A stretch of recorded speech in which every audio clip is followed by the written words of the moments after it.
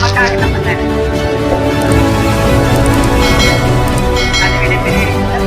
தன்னுடைய நேசகுமாரனை நமக்காக என்ன பண்றார், ஒப்புவிக்கிறார் இல்லையா? ஸோ இது ரொம்ப சிறப்பான நாட்கள் தான், சந்தோஷமா இருக்க வேண்டிய நாட்கள் தான்.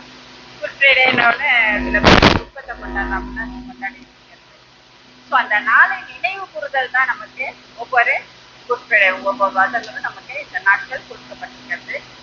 கர்த்தர் நமக்காக இந்த எனக்கு கொடுக்கப்பட்ட வார்த்தை மன்னிப்பு. இந்த ரூட் ஆஃப் த வே. மன்னிப்புன்றது வந்து நமக்கு ஒரு என்ன சொல்றது, வரிதான். ஏன் சொன்ன போல அகத்தின் அழகு முகத்தில் தெரியும். அப்போ அகம் சுத்தமா இருக்கணும் இல்லையா? அகம் நமக்கு சுத்தமா இருக்கும். அகம் வந்து அவ்வளவு சீக்கிரமா சுத்தமா வராது. யார் மேலேயே கோவம் வந்தா டக்குன்னு என்ன பண்ணணும்?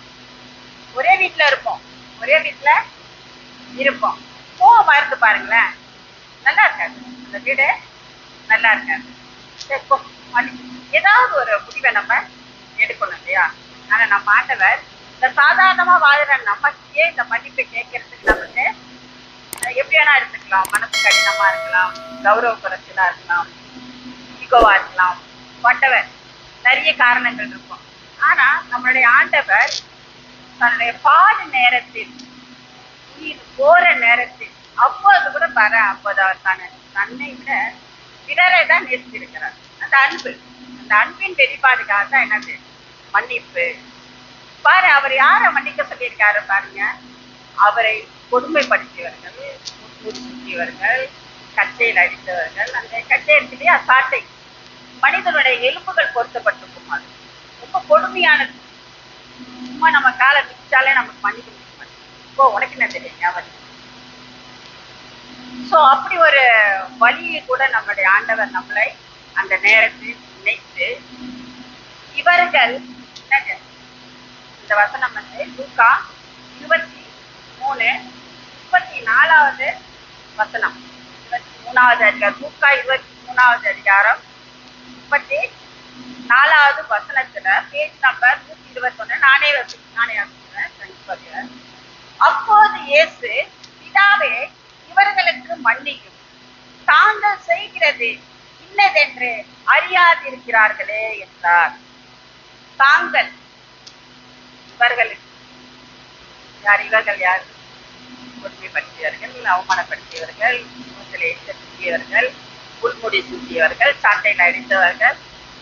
பாருங்க, நம்ம ஐயா சொல்றவர்கள் ரொம்ப அன்பானவர்கள், ரொம்ப அன்பானவர். தனக்காகவே வாழாமல் பிறருக்காக வாழ்ந்த ஒரு ஜீவனை நமக்கு இதா கொடுத்து அனுப்பியிருக்கிறார். பரிந்து பேசுகிறார். இந்த வார்த்தை என்ன அப்படின்னா பரிந்து பேசுகிறார். தன்னுடைய பிதாவிடத்து, தன்னை அனுப்பின தகப்பனிடத்தில் என்ன பண்றாரு?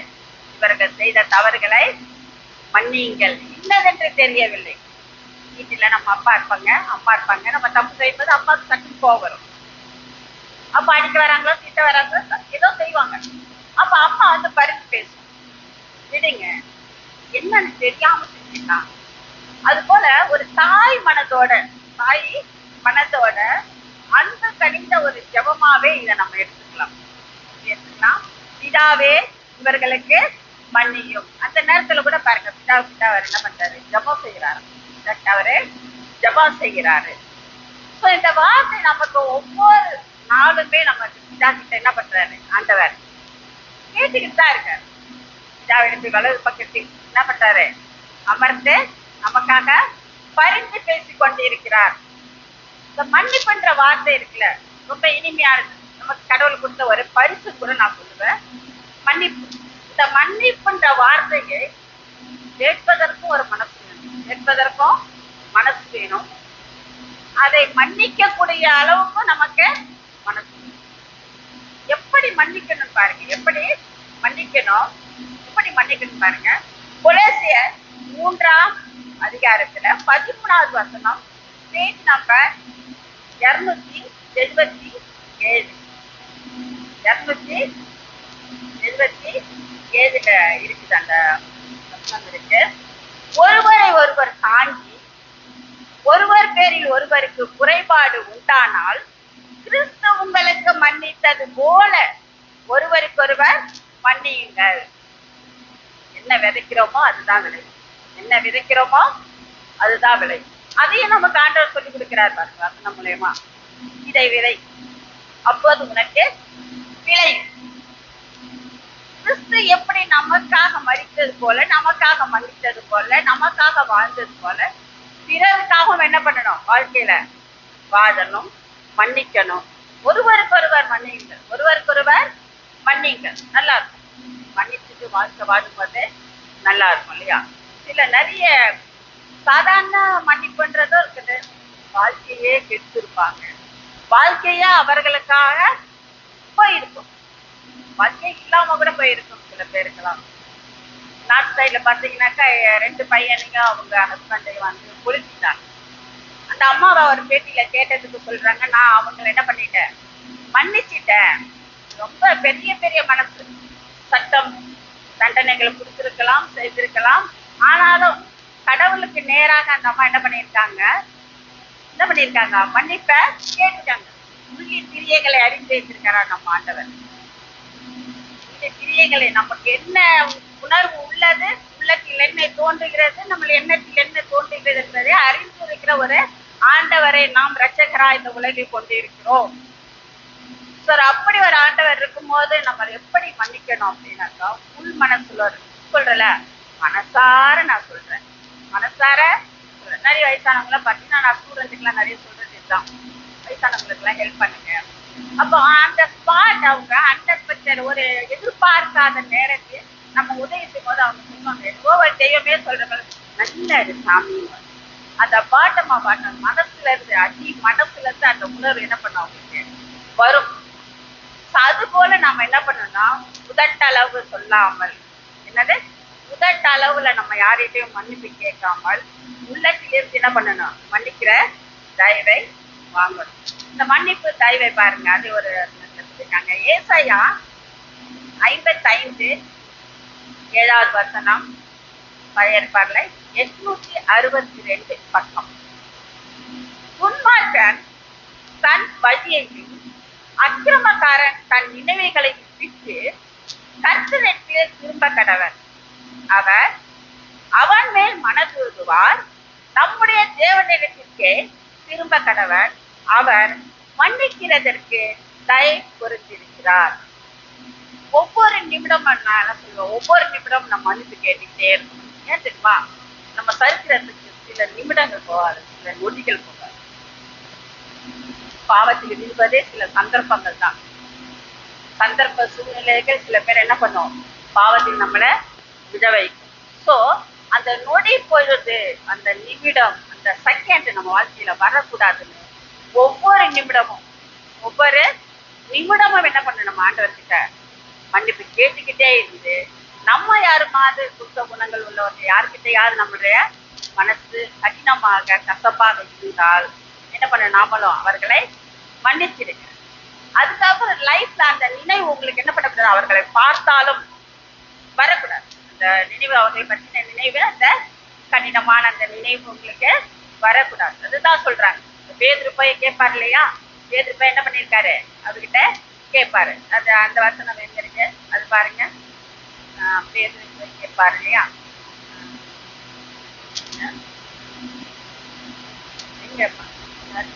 பேதுரு போய் கேட்பாரு இல்லையா, எப்படி மன்னிப்பது, 7 தரம் மன்னிப்பதா, 7 தரம் மன்னிக்க வேண்டும் என்று.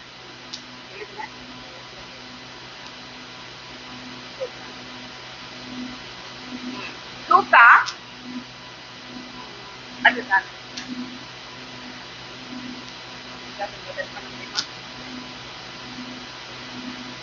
பேதுரு போய் கேட்பாருப்பா.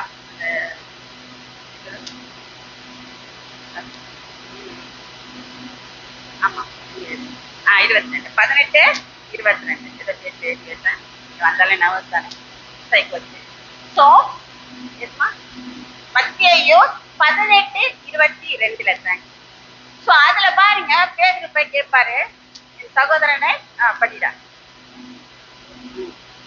ஆண்டவரே சகோதரனுக்கு விரோதமாக குற்றம் செய்து வந்தால் நான் எத்தனை தடவை மன்னிக்க வேண்டும் அப்படின்னு கேட்கிறார்.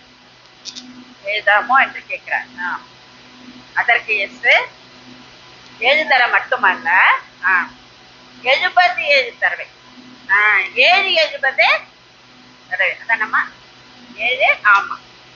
அதை மல்டிப்ளை பண்ணி பார்த்தாக்கா அதெல்லாம் நமக்கு சரி வராது. வாழ்க்கை ஃபுல்லா நம்ம என்ன பண்ணணும்? மற்றவர்களை மன்னிக்க தெரிந்திருக்கணும். மன்னிச்சதுக்கு அப்புறம் பாத்தீங்கன்னா அந்த முகம் ரொம்ப அழகா இருக்கும், ரொம்ப அழகா இருக்கும். அதுதான் நமக்கு வந்து ஆண்டவர் ஒவ்வொரு நம்மளுடைய பைபிள வந்து நல்ல ஒரு என்ன சொல்றது, இந்த பேச்சாளர் ஒருத்தர் இருக்காங்க, குட்கான் தேன் கூடுவாங்க. பைபிள் என்னன்னு சொல்லுவாங்க? தேன் கூடு. ஆனா அந்த தேன் கூட நம்ம எத்தனை பேர் நம்ம வந்து அனுபவிச்சோம் நமக்கு தெரியல. ஸோ இந்த மன்னிப்பே எதன் பேசிக்ல வருது அப்படின்னா அன்போட பேசிக்ல தான் வருது. எதோட வருது? கடவுள் நம்மை வைத்த அன்பு தான். யோவான் 3:16 பாருங்க, பேஜ் நம்பர் 127. தேவன் தம்முடைய ஒரே பேரான குமாரனை விசுவாசிக்கிறவன் எவனோ அவன் கெட்டு போகாமல் நித்திய ஜீவனை அடையும்படிக்கு அவரை தந்தரலி இவ்வளவாய் உலகத்தில் அன்பு கூர்ந்தார். ரொம்ப அன்பு கூர்த்துதான் என்ன பண்ணியிருக்காரு? மன்னிப்புன்ற வார்த்தையை தம் பிதா என்ன பண்ணிருக்காரு? மாற்றிருக்கிற எல்லாமே பிதாதான். நான் பிதா சொல்லுவதை தான் நான் பேசுகிறேன். என்னில் பிதாவை காணலாம். என்னை பின்பற்றுவர் பிதாவை பின்பற்றுகிறான். எல்லாமே அவரை பேஸ் பண்ணிதான் எல்லாமே ஆண்டவர் என்ன பண்ணுவார்? நமக்காக பேசுவார். ஸோ அவர் நித்திய ஜீவனை அடைய பறிக்க அவரை பாருங்க தந்தர்ல இவ்வளவாய் உலகத்தில் அன்பு கூர்ந்தாள். எவ்வளவு அளவான அன்பு பாருங்க. ரொம்ப அழகா இருக்கும் அன்பு. நமக்கு அன்பா இருக்கிறவங்க ஏதாவது தப்புன்னா உடனே என்ன பண்ணுவோம்? மன்னிச்சிடுவோம். உண்மையா மன்னிச்சிடுவோம். அதை நினைச்சு கூட பார்க்க மாட்டோம். வீட்டுக்கெல்லாம் வச்சுக்கா, பஸ்ல டிராவல் பண்ணும் போது பார்க்கும்போது தெரியாது. நான் அனுபவிச்சிருக்கேன். பார்க்கும்போது தெரியாது ஏன் அவங்களை பிடிக்காதுன்னு தெரியாது, யாரான பசங்க தெரியாது. ஆனா பக்கத்துல இருக்கும்போது ஒரு மாதிரி இரிட்டேஷனாவே இருக்கு. நான் உண்மையை நான் சொல்லணும்னா சாட்சியா கூட சொல்லலாம். எனக்கு சபைன்னு வந்தது இதுதான். ஒரு இடத்துல போயிருக்கேன், பேருக்காக போயிருக்கேன். ஆனா அது எனக்கு இதாகல. நல்ல சபை, சபைனாலே நல்ல சபை தான். நமக்கு சபைனாலே நல்ல சபை தான். ஆனாலும் இப்போது பல குறைபாடுகள், சில மனிதர்களால் சில விஷயங்கள், அது ஆண்டவருடைய இடம் அப்படி சொல்லப்படுகிறது. அதனால நம்ம என்ன பண்றோம்னா நல்ல சபையை கொடுமா, நல்ல சபையை சொல்லுமா அப்படின்னு. அப்பதான் எங்க எஸ்பி அப்பா வந்து இந்த சபையை சொன்னாங்க. உண்மையாலுமே நான் சொல்றேன், நிறைய மாற்றங்கள் உண்மையா நான் சொல்றேன். ஆண்டவருடைய இடத்துல நின்று சொல்றேன், நிறைய மாற்றங்கள். என்னை சின்னதுல பார்த்தவங்க யாருக்குமே தெரியாது, இருக்கீங்களான்னு எனக்கு தெரியாது. பேசுறது கூட கௌரவம் பார்ப்பேன். உண்மையா நான் சொல்றேன், பேசுறது கூட ரொம்ப கௌரவம் பார்ப்பேன், ஸ்டேட்டஸ் பார்ப்பேன். அப்படி வளர்ந்த ஒரு இடத்தில் தான் இருந்து வளர்ந்தேன். அதனால மேபி அப்படி இருக்கலாம், வளரப்பட்ட இடங்கள். அம்மா ரொம்ப நல்ல டைப்பு, அவங்க வந்து தெரியாத ஜனங்களே கிடையாது. அப்பாவும் நல்ல டைப் தான். பட் நான் வளர்ந்த ஹாஸ்டல்ல இருந்து வளர்ந்ததால பிறருடைய அன்பு புரியாமல் மேபி அப்படி இருந்திருக்கலாம். பட் இப்போது எனக்கு எல்லாருடைய அன்புமே தேவைப்படுது. தூங்கும்போது கூட யாருன்னா பக்கத்துல இருக்கணும், சாப்பிடும்போது ஒரு 4 பேர் சுத்தம் இருக்கணும், பேசிக்கிட்டே இருக்கணும். இது எதையாவது தோணிக்கிட்டே இருக்கு. ஆனா இதை மாற்றங்கள் எல்லாத்தையுமே எனக்கு இந்த சபை, உண்மையா நான் சொல்ல போனா இந்த சபை, இது ஆண்டவர் எனக்கு கொடுத்த பெரிய கிஃப்ட். நமக்கு எப்படி ஆண்டவர் மன்னிப்புன்ற வார்த்தையை கொடுத்தாரோ, நான் சபையையோ நம்ம ஐயாவையோ என்றதெல்லாம் கிடையாது. என் வீட்டில் உள்ள மாற்றத்தை நான் உணர்ந்து மனப்பூர்வமாக இதை உங்ககிட்ட நான் சொல்றேன். சரிங்களா? அதனால நமக்கு அன்பு இருந்தா போதும், அன்பு இருந்தால் போதும். அந்த மன்னிப்பு நமக்கு சாதாரணமாக தோன்றும். எப்படி தோணும்? சாதாரணமா தோணும். எப்படி ஒரு புதுமைக்காரங்களா இருந்தாலும் சரி. அதனால நம்ம என்ன பண்ணலாம், கொஞ்சம் முயற்சி செல்லலாம். நம்ம மனுஷன் தானே, கொஞ்சம் ஆண்டவருக்குள்ள நம்ம வரும்போது, நெருங்கும் போது நெருங்கி வந்துகிட்டே இருக்கணும். இப்போ ஒரு எக்ஸாம்பிள் சொன்னாங்க இல்லையா, நெருங்கி வந்துகிட்டே இருக்கு. எப்படி கொஞ்சம் போவீங்க, நல்ல நிமிர்ந்து அப்படின்ற போல நம்ம நெருங்க கண்டிப்பா நம்மளுடைய உணர்வுகள், நம்முடைய வார்த்தைகள், நம்முடைய செயல்கள், இதை அனைத்துமே நமக்கு மாறும். கண்டிப்பா நமக்கு மாறும். மன்னிப்பு அன்பின் வெளிப்பாடு தான். யார்கிட்ட அன்பு அதிகமா இருந்தாக்கா என்ன பண்ணுவோம், நம்ம உடனே மன்னிச்சிடுவோம், நம்ம சொல்லியிருக்கேன் இல்லையா. ஆனா நமக்கு என்ன பண்ற ஆண்டவர் அவ்வளவு கொடுமைப்படுத்தியவர்கள் எல்லாருமே என்ன பண்றாரு, மன்னிக்கிறாரு. பாருங்க, பேதுரு மறுதளித்தாரா? உயிர் தெரிந்த உடனே மதுரையில மரியாதை கிட்ட சொல்றாங்க, அவங்களுக்கு ஸ்பெசிபிக்கா அந்த பேரை மென்ஷன் பண்ணுவார். பேதுருவையும் வர சொல் அப்படின்றார். அப்ப இந்த இடத்துல என்ன அப்படின்னாக்கா மன்னிக்கிறது தான். ஆண்டவர் பரிசேயர் வீட்டுக்கு போஜனத்துக்கு போயிருக்கும் போது ஒரு ஸ்திரீ வருவா. வந்து தெரிஞ்சதுதான் உங்களுக்கெல்லாம், உயர்ந்த தயத்தை எடுத்துக்கொண்டு வந்து அவருடைய சிரசி ஊற்றி காலில் கழுவி அவர்களுடைய அதுல வேதாமத்துல மயிர் என்ற வார்த்தை இருக்கும். நம்ம அந்த முடியல என்ன பண்ணுவாங்க, காலை கழுவி கண்ணீராலேயே அந்த காலை என்ன பண்ணுவாங்களா கழுவாங்க. கடவுள்கிட்ட அவங்க வந்து அந்த வார்த்தை மன்னிச்சிடுங்க அப்படின்ற ஒரு வார்த்தை கூட அவர்கிட்ட கேட்கவே மாட்டாங்க. ஆனா அழுவாங்க.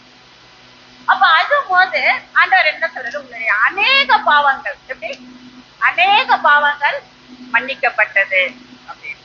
இன்னொரு ஸ்திரீ என்ன சொல்லுவோம், விபச்சாரத்துல இருந்து கையும் களவுமாக பிடித்தாங்க இல்லையா, எல்லாருக்கும் தெரிஞ்ச இந்த கதையும் தான். சோ அப்ப என்னது, கல்லெறிந்து கொல்லப்பட வேண்டும் என்பது நியாயப்பிரமாணப்படி அந்த காலத்துல இருந்த ஒரு காரியம். அதனால என்ன பண்றாங்க, சிறு பிள்ளை முதற்கொண்டு அங்க இருக்கிறவங்க எல்லாருமே கல்லை எடுத்துட்டு என்ன பண்றாங்க, அந்த ஸ்திரீயை அடிக்க வராங்க. அப்ப இயேசுவிடத்துல வந்து கேட்கிறாங்க, இந்த ஸ்திரீ என்ன பண்றா, கையும் களவுமாக பிடிக்கப்பட்டால் இவரை கல்லெறிந்து கொல்லப்பட வேண்டும் என்று தீர்மானம். நமக்கு தீர்ப்பு யாருக்கும் அதிகாரமே கிடையாது, நம்மளுடைய ஆண்டவரை தவிர. நம்ம மனுஷன் நாம் தீர்ப்பிட நமக்கு எந்த ஒரு அதிகாரமும் தகுதியுமே இல்லை என்றுதான் நான் நினைப்பேன். சரிங்களா? சோ அப்படி சொல்லும் போது ஆண்டவர் என்ன பண்றாரு அப்படின்னா, ஏற்றிக்கிட்டாரு. அதை ஏதினதெல்லாம் தெரியல, ஏற்றிக்கிட்டு இருந்தாரு. அப்புறம் சொல்றாரு, உங்களில் ஒருவன் பாவம் செய்யாமல் இருக்கிற என்ன பண்ணணும், முதல் கல்லை அவள் மேல் எரிய வேண்டும். அப்புறம் என்ன பண்றாங்க, அதுக்கு எல்லாரும் என்ன பண்றாங்க, அதுக்கப்புறம் அந்த இடத்தை விட்டு போய்விட்டார். அவர் நிமிர்ந்து பார்க்கும் போது யாருமே அங்க இல்ல, அந்த ஸ்திரீ மட்டும் நிக்கிறாங்க. அனைவரும் சென்று விட்டார்களான்னு கேட்கிறாங்க. போயிட்டாங்க ஐயான்னு சொல்றாங்க. அதுக்கப்புறம் அவர் என்ன சொல்றாரு, இனி என்ன பண்ணாத, உன் பாவம் மன்னிச்சது, இனி பாவம் செய்யாமல் இரு. என்ன அந்த ரிப்பீட்டட் வார்த்தைகள் என்ன அப்படின்னாக்கா, கிறிஸ்டியானிட்டினாலே இந்த மன்னிப்பு தான். நம்ம எப்படியாப்பட்டவங்களோட யூடியூப்ல பார்த்து ஜேஎம் ஒருத்தவங்க இந்த பேருடைய வார்த்தைகளை நம்ம தெரிஞ்சுக்கிட்டா வேணும். அவர் இந்த சிட்டி செல்டன் அப்படின்றவர் இருக்காரு, அடியாள். அவர் ஒரு அடியாள், கொலை செய்யறது, அடிக்கிறது, அந்த சைக்கிள் அடிக்காம வெளியில போகவே மாட்டாரு. அப்படி ஒரு அடியாளா இருந்து சின்ன பையனா தான் தெரியுது. ஸோ அவர் என்ன பண்ணாரு, ஆண்டவருக்குள்ள ரசிப்புக்குள்ள வந்ததுக்கு அப்புறம் அவர் செஞ்ச வேலை, அவரை யாருக்கெல்லாம் தெரியுமோ அவரெல்லாம் போய் என்ன பண்ணியிருக்காரு, மன்னிப்பு கேட்டாராம். யாரெல்லாம் அவருக்கு தெரியுமோ, யாரெல்லாம் அவர் கஷ்டப்படுத்தினாரோ, யாரெல்லாம் அவர் வாழ்க்கையில கடந்து வந்தாங்களோ, என்னென்ன தவறுகளை எல்லாருக்கிட்டையுமே போயிட்டு என்ன பண்ணியிருக்காரு, மன்னிப்பு கேட்டாராம். இவர் போய் மன்னிப்பு கேட்ட உடனே மன்னிச்சுட்டாங்கன்னு சொல்றதுக்கு அதுக்கு முன்னாடி யார் போய் இருக்கணும்னு நினைக்கிறீங்க நீங்க எல்லாரும்? நம்மளுடைய ஆண்டவர் போயிருக்கணும். நம்மளுடைய ஆண்டவர் என்ன பண்ணியிருக்கணும், போயிருக்காரு. நமக்கு முன்பாக அவருடைய சமூகம் செல்லும் இல்லையா, அது போல இவர் சொன்னாரு, நான் கேட்ட உடனே வந்து என்ன மன்னிச்சுட்டாங்க. அது இல்ல உண்மை. நீ என்னைக்கு ரட்சிக்கப்பட்டு உந்த ஆண்டவருக்குள்ள வந்துட்டியோ அப்பவே என்ன பண்ணிட்டார் ஆண்டவர், உன்னால் பாதிக்கப்பட்டவர் எல்லாரிடம் என்று உன் நினைவுகளை நீக்கிவிட்டார். அதுதான் உண்மை, அதுதான் உண்மை. அந்த நினைவுகளை நான் என்ன பண்ணிட்டாரு, நீக்கிட்டதால் தான் உங்களால் என்ன பண்ண முடியுது, சரியா கொண்டு அங்க மன்னிப்பு கேட்க முடிகிறது. இல்லைன்னா அந்த துர்க்க குணம் அவர்களுக்கு இருக்கதானே செய்யும். இப்ப என்ன நீ எல்லாம் செஞ்சுட்டு நீ வந்து மன்னிப்பு கேட்டு நான் சும்மா விட்டுடுவேனா அப்படின்னு பேச எவ்வளவு நேரம் ஆகும். ஆனா அப்படி யாருமே பேசலையா, எல்லாருமே பரவாயில்லடா போ உன்னுடைய வேலையை பாரு அப்படின்ற வார்த்தையை மட்டும்தான் பேசினாங்க. ஸோ அதற்கு காரணம், நமக்கு முன்பாக நம்மளுடைய ஆண்டவர் என்ன பண்ணியிருக்காரு, அவர்கள் மனதிலே பேசி இருக்கிறார். நாம கூட மன்னிப்பு கேட்கும் போது என்ன பண்ணிக்கிறா, நான் போய் மன்னிப்பு கேட்டேன், இப்படி செஞ்சா தெரியுமா என்ன, ஆனா நான் என்ன பண்ணிட்டேன், மன்னிப்பு நான் கேட்ட உடனே அவன் வந்து மன்னிச்சுட்டான். அப்ப கூட நம்ம பெருமையா தான் பேசணும்.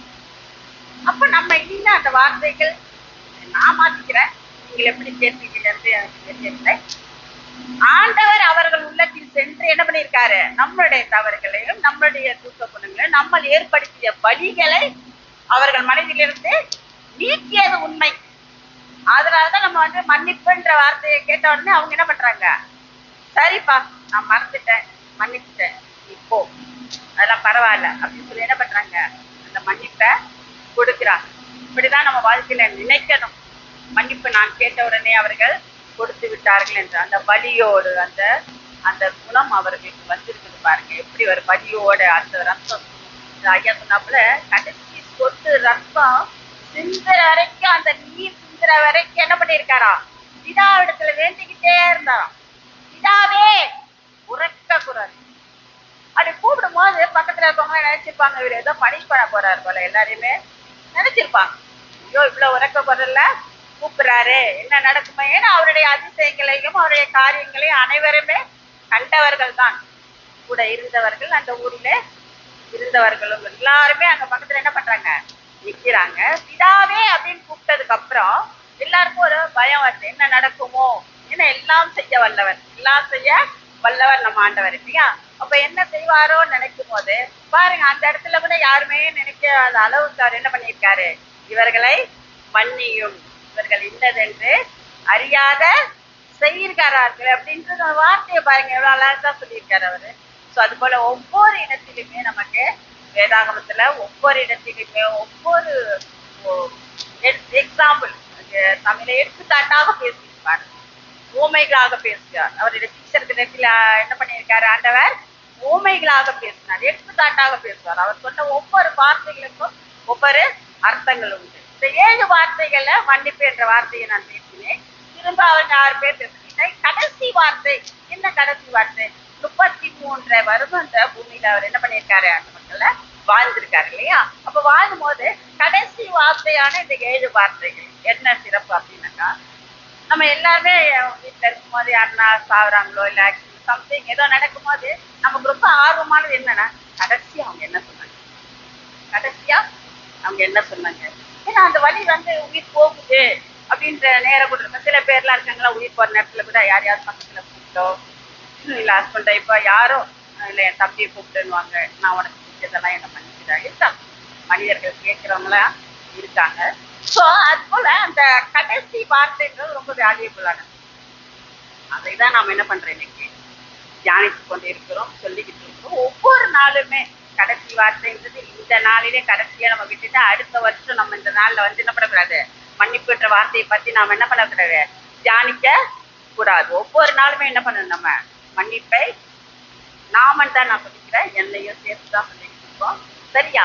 அதனால இந்த மன்னிப்புன்ற வார்த்தையை நம்ம வாழ்க்கையை என்ன பண்ணோம், மூச்சு விடுறா போல நம்ம என்ன பண்ணோம், என்ன மன்னிச்சிடுங்க. 2வது யாரை மன்னிக்கலாம் என்று யாருக்கிட்டையாவது உங்களுக்கு இந்த நாள்ல ஒரு முடிவு எடுத்துக்கலாம். நம்ம யாருக்கிட்டையாவது நமக்கு சில பேர் மன்னிப்பு கேட்கணும்னு நினைப்பாங்க, மன்னிப்பு கேட்காதவர்களோட நாம என்ன பண்ணணும், மன்னிச்சிடணும். சில பேர் வீட்டியா இருப்பாங்க, போயிட்டு வந்துட்டு இருப்பாங்க, எதுவுமே பேச மாட்டாங்க. அப்ப நாமலாம் என்ன பண்ணலாம், மாறிதான் ஆகணும். நாம எல்லாருமே ஆண்டவர் பிள்ளையா இருக்கிற நம்ம ஆண்டவர் போல என்னதான் ஆகணும், மாறிதான் ஆகணும். கண்டிப்பா அவர்களே என்ன பண்ணலாம், போயிட்டு என்ன மன்னிச்சிடுங்க, என்ன மன்னிச்சிடுங்க. நான் உங்களை ஏதாவது சுத்தப்படுத்தியிருந்தால், வாழ்க்கையில ரொம்ப சிறப்பான ஒண்ணு நான் சொல்லுவேன் அப்படின்னு நினைக்கிறேன், சைலண்ட். அதுதான் நான் லைஃப்ல ரொம்ப ஃபாலோ பண்ணுவேன். சைலண்ட் மேபி அது கூட ஒரு மன்னிப்பா கூட இருக்கலாம். யாருன்னா சத்தம் போடும்போது அந்த திருப்பி நம்ம சத்தம் போட்டுட்டா அது பெரிய விஷயமே கிடையாது. அமைதியா இருக்கு பாருங்க, அதை விட சிறந்த ஆயுதம் எதுவுமே நம்ம வாழ்க்கையில கிடையாது. உண்மையா அமைதியா இருந்துட்டோம்னு வச்சுங்களேன், நம்ம ஈஸியா மன்னிப்பு கேட்டுருவோம். இப்போ நான் எதுக்காக அமைதின்னு சொல்றேன் அப்படின்னாக்கா, அவங்க பேசும்போது நம்ம திருப்பி பேசணும், நாமளும் வார்த்தைகளை விட்டோம் என்ற அந்த மன அழுத்தம் நமக்கு இருக்கும். அப்படி இல்லாம நம்ம சைலண்டா இருந்துட்டோம்னு வச்சுங்களேன், அப்ப அவங்க மன்னிப்பு கேட்கறதுக்கு தயங்கினா கூட நாம என்ன பண்ணிடலாம், ஈஸியா மன்னிப்பு கேட்டுடலாம். பரவாயில்ல, நீங்க தப்பு செஞ்ச, நானும் வார்த்தைகள் விட்டேன், பரவாயில்ல, நீ என்ன பண்ண, நான் உன்னை மன்னிச்சிட்டேன் அப்படின்னு சொல்றது. அந்த வார்த்தைகள் பிறர் நம்மளிடத்துல கேட்கலனா கூட என்ன பண்ணணும், நம்ம கேட்கணும். இதுதான் நமக்கு சொல்லக்கூடிய இந்த வார்த்தைகள், இந்த மன்னிப்புன்ற வார்த்தையை. இன்னொரு கூட சொல்லலாம், அதை சாட்சியா சொல்லணும்னு நினைச்சேன். நம்ம அம்மாவும் ஐயாவும் எப்படி அப்படின்னாக்கா, சேஃப்டியா கட்டி விட்டுட்டு பிடிச்சி தண்ணியில தள்ளி விட்டுருவாங்க. சேஃப்டியா கட்டிட்டு என்ன பண்ணாங்க, தண்ணியில பிடிச்சி தள்ளி விட்டுருவாங்க. அப்படி உள்ளவர்கள் தான் இவர்கள் இருவரும். நமக்கு கிடைத்த பெரிய பெரிய கிஃப்ட் தான் நான் சொல்லுவேன். கண்டிப்பா ஊதியத்தை செய்கிறதுன்றது சின்ன விஷயம் கிடையாது. பல பாடுகள் உண்டு, பல சோதனைகள் உண்டு. எல்லாம் இங்க வந்து காலையில கிளம்பி வரும்போது நம்ம கேட்போம், ஆண்டோட வார்த்தையை நான் கேட்டுட்டு தான் வரணும், அதுவே தூங்கவே கூடாதுன்னு நினைச்சுட்டே வருவோம். நல்லா வரும் தூக்கம், அன்னைக்கு தான் வரும். அன்னைக்கு தான் வேண்டின அன்னைக்கு தான் என்ன வரும், அதுதான் ஒரு சோதனை என்பது போல நமக்கு சோதனை. அது என்னைக்கு சொல்ல வந்த தண்ணியை தள்ளி விட்டுருவாங்கன்னாக்கா, பெண்கள் மகளிர் தினம் அன்னைக்கு பார்த்தீங்கன்னாக்கா, நான் எனக்கு ப்ரேயர் பண்றதுன்றது நான் அவங்ககிட்ட சொல்லியிருக்கேன்னு நினைக்கிறேன். கையை தூக்கி அல்லோலியா சொல்றது கூட எனக்கு தெரியாத ஒரு ஒரு மகள் என்னன்னா நான் தான். அல்லோலியா கொடுத்தீங்கன்னா ஆர்த்தியில வந்ததுல எங்களுக்கு தெரியாது. முக்கியமா எனக்கு அதை பத்தி இல்லைன்னா புரியாது எங்களுக்கு. ஸோ அல்லேலூயா என்ற வார்த்தை எங்களுக்கு வராது, எனக்கு வராது. இப்படித்தான் நான் இந்த சபைக்குள்ள நுழைந்து இன்று இப்படி நின்று பேசக்கூடிய அளவுக்கு ஆண்டவர் எனக்கு கொடுத்த கிருபைக்காக நன்றி சொல்லுகிறேன். இந்த சபைக்காக நன்றி சொல்றேன். அன்னைக்கு பார்த்தீங்கன்னா கிளாராமா ப்ரேயர் பண்ணுவாங்க அப்படின்னு சொல்லி அம்மா உடனே டக்குன்னு சொல்லிட்டாங்க. எப்படி பண்ண என்ன செஞ்சேன்னு எனக்கே தெரியாது.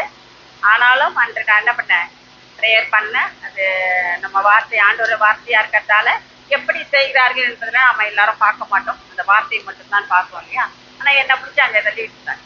ஒரு நாளைக்கு முன்னாடி ஐயா அப்படித்தான், இப்போ என்னை தள்ளி விட்டுட்டாங்க. தள்ளி விட்டது நீந்ததுக்காக தான். வந்தோம், உட்கார்ந்தோம், போனோம், நல்ல துணிமணியை கட்டிட்டு வந்தோம். இது இல்லை, இது ஒரு வாழ்க்கை கிடையாது. ஏஞ்சோம், உக்காந்தோம், சமைச்சோம், உக்காந்தோம், ஏஞ்சோம், சமைச்சோம், நல்லா வருது இல்லை இல்லையா. எனக்கு நீ என்ன செஞ்ச அப்படின்னு நம்ம பிள்ளை கேட்போம். அப்போ அதை நாம என்னது ஏதாவது செய்ய வேண்டும். நம்ம ஆண்டவரும் நம்ம கிட்ட என்ன பண்றாரு, எதிர்பார்க்கிறார். நம் பிள்ளை என்னை போல மாற வேண்டும், என்னை போல வாழ வேண்டும், என்னை போல் பேச வேண்டும், என்னை போல் குணங்களை கொண்டிருக்க வேண்டும், என்னை போல் பார்க்க வேண்டும், என்னை போல் நடக்க வேண்டும், எல்லாமே அவரை போலவே இருக்கணும்ன்றத என்ன பண்றாரு, அவரு நமக்கு எதிர்பார்க்கிறார். ஏண்டா அப்படி வாழ்ந்தாதான் அவனுக்கு ஆசீர்வாதம்ன்ற. இப்போ யூதாஸ் காரியத்தை வந்து கூடவே இருந்தவர் தான், சரியா, கூடவே இருந்தவர் தான். ஆனாலும் அவர் செஞ்ச ஒரு தப்பு திருப்பி மன்னிப்பு கேட்காதால அவருக்கு என்னாச்சு, இப்பதான் சொன்னாங்க இல்லையா, கேட்காதால என்னாச்சு, அவரோட மரணம் வேறு மாதிரியா இருந்தது இல்லையா. ஸோ அது போல நமக்கு என்ன பண்ணலாம், அதுக்காக நம்ம வந்து திருப்பி நம்ம வந்து என்ன பண்ணக்கூடாது, தெரிஞ்சு செய்யறது வேற, தெரியாம செய்யறது வேற. தெரிஞ்சே செய்யற தப்புக்கு நாம தான் பதில் சொல்லி ஆகணும். தெரியாம செஞ்சாக்கா கடவுள்கிட்ட ஒப்படைக்கலாம். தெரிஞ்சு செய்யும் போது அது திருப்தி வாழறது நமக்கு ரொம்ப முக்கியமான விஷயங்களா இருக்கும். ஸோ இந்த நேரத்தில் இந்த உங்களோட இந்த வார்த்தைகளை தியானிக்க என் ஆண்டவர் கொடுத்த சந்தர்ப்பத்துக்காக நன்றி சொல்லி சோத்திரங்கள் சொல்லி சோத்திரத்தோட மன சாதியோடு ஆண்டவர்கிட்ட ஒப்படைச்சு இந்த வார்த்தையை நம்மளே என்ன பண்ணலாம், ஒப்படைக்கலாம். இந்த அனுப்பினத்துக்கு பாருங்க, ஒரு அதிகாரம் நான் ஒண்ணு சொல்லிக்கிறேன். 1 கொரிந்தியர் 13:7 என்ன சொன்ன போல 13:7 1 கொரிந்தியர் 13:7 அதுல வந்து அந்த அன்பு என்னென்ன செய்யும் அப்படின்றது நமக்கு ஐயா அடிக்கடி அந்த வசனத்தை நமக்கு சொல்லுவாங்க. அதுல 7வது அதிகாரத்துல பாருங்க, நமக்காக நம்ம இயேசு சகலத்தையும் தாங்கும். நம்ம என்ன பண்றாரு, இயேசு என்ன பண்ணியிருக்காரு, சகலத்தையும் தாங்கியிருக்காரு. சகலத்தையும் என்ன பண்ணியிருக்காரு, சகலத்தையும் நம்ம சொல்லி சகலத்தையும் சகிச்சிருக்கிறார். அந்த பாடு மரணத்தை நம்ம கண்ணுல அந்த நிகழ்ச்சியை கொண்டு வந்தோம்னா தான் தெரியும் நமக்கு அது எவ்வளவு பெரிய பாடா இருந்திருக்கும் அப்படின்றது. 150 கிலோ சிலுவையை சுமந்து அவ்வளவு தூரம் நடந்து வந்து திருப்பவும் ஆண்டவர்கிட்ட ஆண்டவர் என்ன பண்றாரு, இந்த இடத்துல பரிந்து பேசி நமக்கு இந்த மன்னிப்பு என்ற வார்த்தை நமக்காக வாங்கி கொடுத்திருக்கிறார். ஸோ இந்த மன்னிப்பு என்ற வார்த்தையை அதற்காக நம்ம தவறு செய்து அந்த வார்த்தையை நம்ம கேட்கக்கூடாது. ஸோ பிறரை மன்னிப்பதற்கு நம்ம என்ன பண்ணணும், தெரிந்து கொள்ளணும். நம்மளை மன்னிக்கிறதுக்கு சொல்றதுக்கு நம்ம பாவம் செய்யாமல் இருக்கணும். அவ்வளவுதான். எல்லோருக்கும் நன்றி.